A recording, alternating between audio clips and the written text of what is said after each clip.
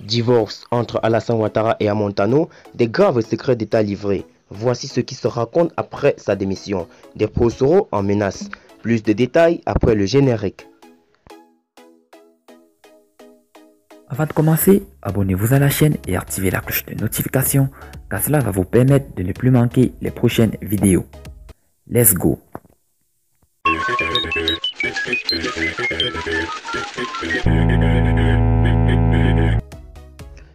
Les secrets de la démission de Marcel Amontano, la crise du coronavirus, la grève de la faim prévue par les détenus Prosoro sont entre autres les sujets qui cristallisent l'attention de la presse ivoirienne ce mardi 7 avril 2020.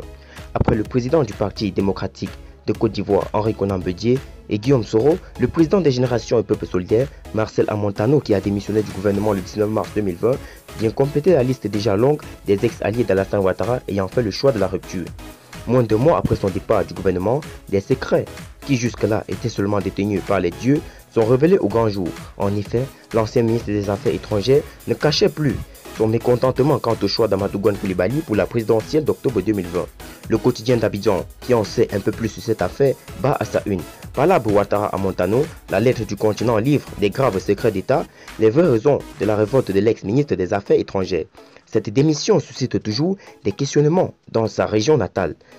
Le plus prolixe dans cette affaire est Diéré Diakité, considéré comme le bras droit de Marcel Amontano. Ce dernier ne manque pas en effet l'occasion de décrocher des flèches en direction de son mentor d'hier, alors que d'autres cadres du RHDP, connus pour être des membres du cercle restreint de l'ex-ministre des Affaires étrangères, ruent au silence dans les bancades, mais se refusent de les signifier publiquement.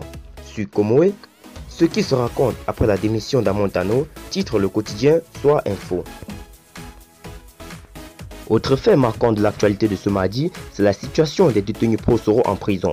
En raison de la lenteur dans le traitement de leur dossier depuis les arrestations le lundi 23 décembre 2020, ces derniers entendent observer dans les jours à venir une grève de la faim. Détenus dans plusieurs prisons du pays, des Prosoro menacent de faire une grève de la faim. Monsieur Djarasouba, ils sont dans la torture, indique le quotidien Le Temps. L'actualité, c'est aussi la révolte des populations de Yopougon et de Koumassi. Ces derniers sont en effet descendus au grand nombre dans la rue pour marquer leur opposition à la construction des centres de santé devant servir au dépistage des personnes présentant quelques symptômes du Covid-19.